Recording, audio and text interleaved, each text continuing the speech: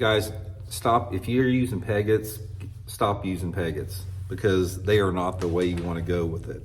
Now, pegget, the problem you have with it is when you put this thing on right here, the pegget, number one, the pegget is about 1/4 of an inch long, so it adds an extra visual strike detractor on the end of the worm. But the main thing why you don't use a pegget is it pegs the sinker too tight to the worm here. You don't have any sliding on it.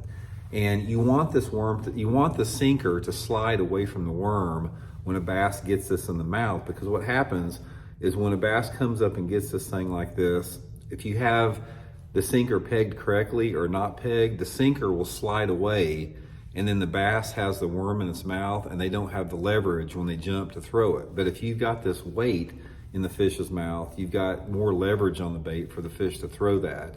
And also the weight will, by not moving up there, it actually, hinders, the penetration as well. So you never want to use the pegget. What you want to use is a toothpick. Now you can get the rubber stoppers, but they come out too easy. Just get you an old school round toothpick. This is the best thing for it.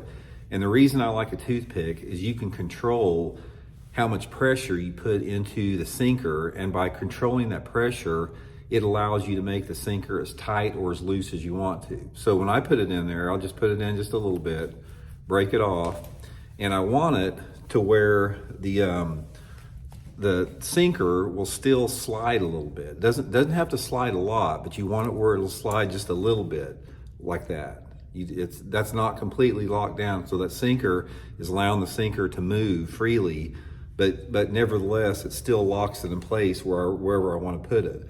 So the toothpick is the way to go. And guys, you're not going to fray your line on a toothpick. Don't worry about that. I've never had any problems with that.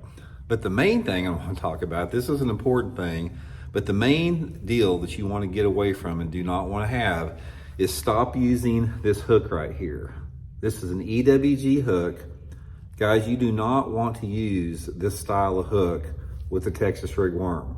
Now, a lot of people love this thing, and a lot of people use this EWG hook, and the reason they do is because it's very user-friendly.